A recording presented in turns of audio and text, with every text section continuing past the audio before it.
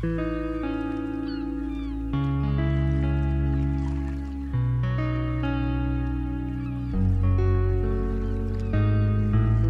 y est, c'est décidé, vous allez agir pour durabiliser vos activités touristiques.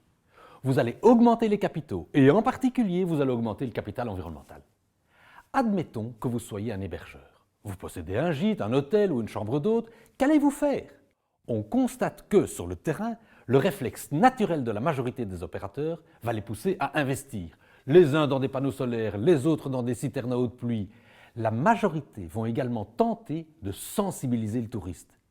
Ils vont avoir ensuite le sentiment du devoir accompli. Malheureusement, cette façon d'aborder l'amélioration environnementale s'avère souvent peu efficace. D'abord, investir dans l'amélioration ne veut pas dire que l'amélioration sera effective dans la pratique. De plus, est-ce qu'investir est la meilleure chose à faire? Et s'il faut investir, dans quel secteur environnemental? Et finalement, combien faut-il investir? Pour mieux comprendre, examinons quelques exemples que j'ai réellement vécus. Dans le parking souterrain d'un immeuble, la consommation d'électricité a, en un seul mois, considérablement augmenté pour se stabiliser les mois suivants à un niveau haut. Que s'est-il passé? L'horloge, qui éteignait le parking la nuit, a été débranchée pour réaliser les travaux.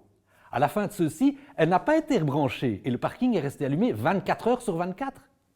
C'est en examinant les factures, puis les consommations, qu'on s'est alors aperçu de l'augmentation de consommation. On en a cherché la cause et on s'est rendu compte du problème. L'horloge a été rebranchée et on est revenu à la normale. Dans ce cas, aucun investissement n'a été réalisé et pourtant, une grande amélioration environnementale a été obtenue par une correction de la régulation. Par contre, s'il y avait eu un système de contrôle régulier des consommations, il n'aurait pas fallu attendre tous les mois pour se rendre compte du problème. Dans le même bâtiment, la consommation d'eau des étages de bureaux a été analysée. Chaque année, on consommait environ 800 mètres cubes d'eau.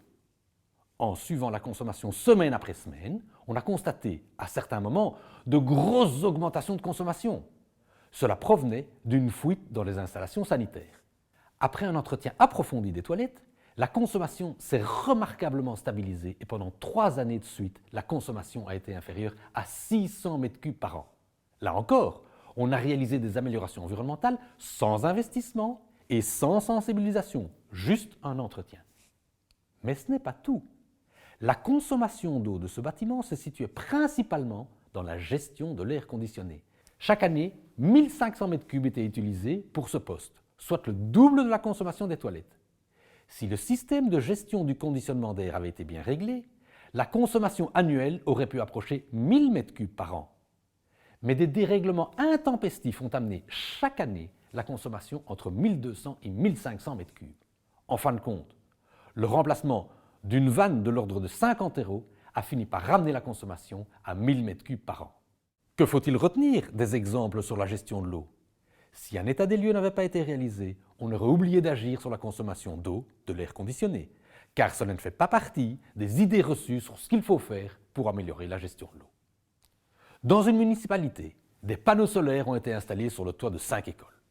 Après 5 ans, et parce qu'une personne extérieure a demandé des informations sur la production des panneaux solaires, on a constaté qu'une école ne produisait aucune électricité renouvelable. Après vérification, on a constaté que les panneaux n'étaient pas branchés sur le secteur. Réaliser un investissement ne suffit pas, il faut vérifier qu'il donne les résultats escomptés.